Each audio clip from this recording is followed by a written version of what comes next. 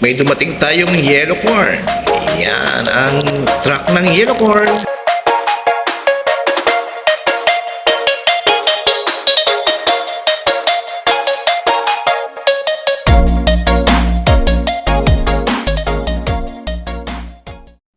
So yun mga kasuskiliw, ang truck ng yellow corn na dumating ngayong araw na ito. So madami yan. Isa yan sa 7 yellow corn na truck na dumating. So sasamplingan natin, kukunan natin siya ng sample. Akyat tayo guys, akyat tayo sa ibabaw ng truck. So mga kasuskiliw, abangan nyo paano natin paano kami kumuha ng sample ng yellow corn na itetest namin sa laboratory. So ito, tinatanggal na yung lona sa ibabaw. Medyo mataas-taas yung truck guys, kaya ingat lang sa pag-akyat. So yun ang inyong lingkod, nakaalapaw na sa ibabaw. So meron kaming plastic na lagayan. So mahirap lumakad yan guys, na lumulubog talaga ang paa mo sa mais. Yan. So ito yung aming sampling probe. So para siyang espada ni Diba. Ay, sus giliw. Yan, parang espada siya na may butas siya sa gitna. So ilulubog mo siya. Pag nailubog mo, saka mo siya ngayon, medyo mahirap-hirap maglubog niya, maganit. Yan. Pag nailubog nyo, saka natin bubuksan para mabuksan yung butas sa gitna. Saka papasok yung mais sa loob ng sampling probe. Ayan, ang laman yan. So, ang isang ganyan, naglalaman ng 1/4 kilo. Yan.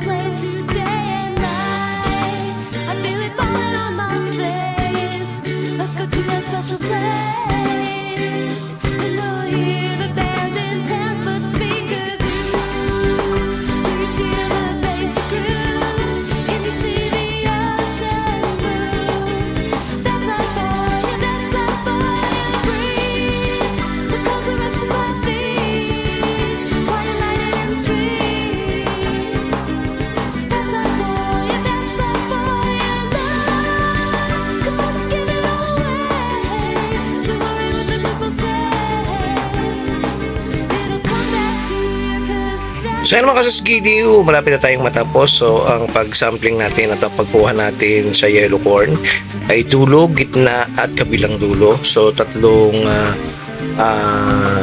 tusok yan. Tatlo sa dulo, tatlo sa gitna, tatlo doon sa pinakauna. Yan, kaya natin kumukuha ng sample. So approximately mga 2 to 5 kilos itong nakukuha nating sample dito sa truck na ito, mga kasusgiliw. Ganyan tayo mag-sampling guys. So ayan, patapos na po tayo. At ayan, nasa laboratory na tayo. So ito, kumuha na tayo ng 100 grams na yan.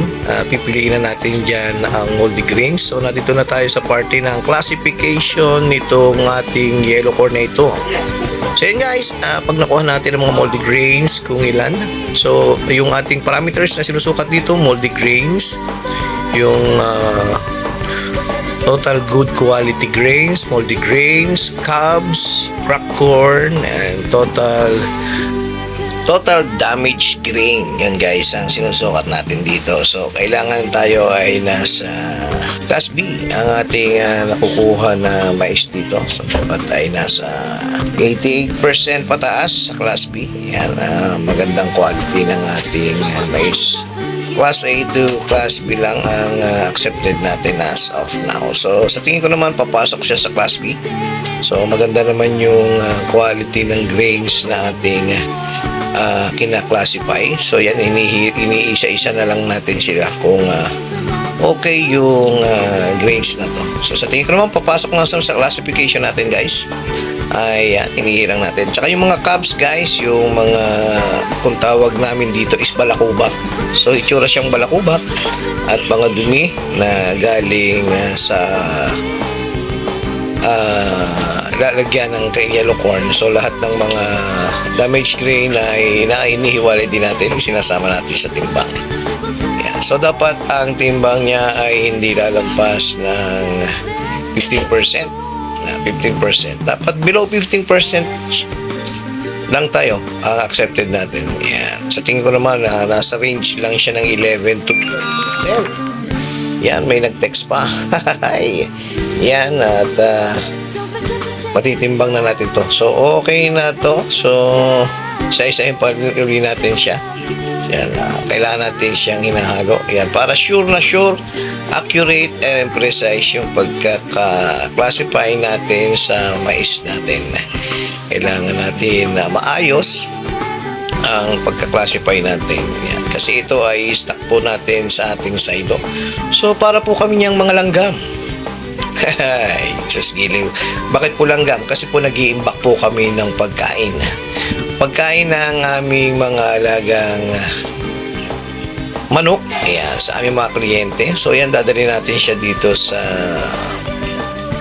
balance. So yan, i-balance natin, nabili na natin siya. So tinir muna natin yung planggana, yan, at nilagay na natin ang ating damaged grain. So the total damaged grain is pasok naman. So dito naman tayo sa ating sample preparation area. So ito, nag-a-apply naman. Kukuhanin din natin siya ng aflatoxin guys. Katulad yung previous na vlog ko, kung napanood nyo, ito rin yung apla na kinukuha natin using the Romer aflatoxin analysis. Ito naman yung sa ating moisture content analysis naman ng ating mais. So yan, pasok siya sa as of now is 7 minutes pa lang. So dapat 10 minutes siya.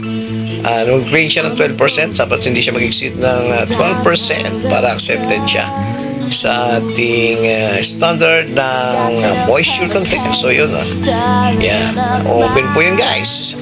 Niluluto niya yung mais yan, para makuha natin ang total moisture content ng mais na yan using the oven.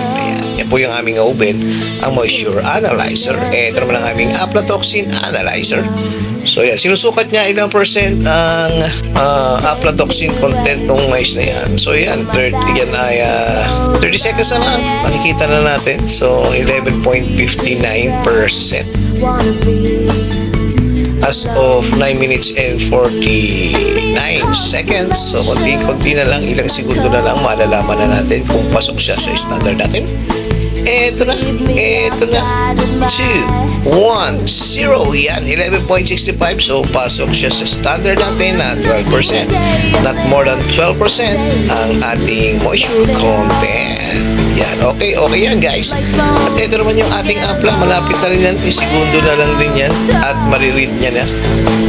Yan, kung nakikinig kayo o napanood nyo yung aking vlog previously kung paano ano natutulot ng mataas na content ng aflatoxin sa ating mga mais, sa ating raw materials, especially sasama yan sa ating finished feeds. Yan, kung gaano kahalaga. So yan guys, nakita natin 3.5 7 lang. Yan, pasok pa rin siya. Dapat siya is not more than 50 ppb. Ano po ba yung ppb? Yan po ay yung parts per billion. So, pasok guys. Load na tayo ng yellow corn. Sige na. Dahil, tanong ko lang din sa operator. Okay, ano ba? Ito na guys, mag-unload na tayo ng yellow corn. Siya na mga saskino, binuksan na ang tabing. Hindi. Binuksan na yung daanan para ma-unload ang ating mais. So yan, maliit lang na butas siya sa likurang bahagi para dahan-dahan ma-unload ang mais. So hindi pwede doon directly sa pintong malaki kasi medyo bigla siyang bubukas. So matatapon yung mais, biglang malaki ang lalabas. Yan. So eto guys, yung sinasala natin yung mga balakubak, yung mga dumi, mga bato, mga bakal, lahat ng mga impurities dito siya pumupunta, sinasala noong ating filter. Ayan, pakita ko sa inyo guys ang taas ng aming separator. Yan, kasi ito guys yung taas na bahagi ng dump truck na naglalaman ng yellow corn. So that is 38 tons of yellow corn. So ibig sabihin ay 38,000 kilos. Yan, yellow corn. So yan, ganun kadami. Yan, load ngayon. So approximately mga 30 minutes lang yan. Less than 20 to 30 minutes. Tapos na yan guys. Yun, what's up guys? Ayun, natapos na. Na-unload na ang yellow corn. So, that is so 38 tons. 38 tons ng yellow corn yun. From imported. That is imported yellow corn na gamit namin. So,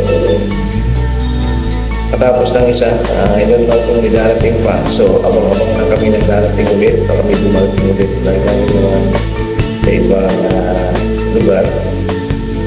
So, yun. Abang lang kami darating ulit. Okay guys, salamat sa inyo guys sa panonood. Salamat sa suporta guys. Thank you. Ito yung likod. Teddy TV. Thank you.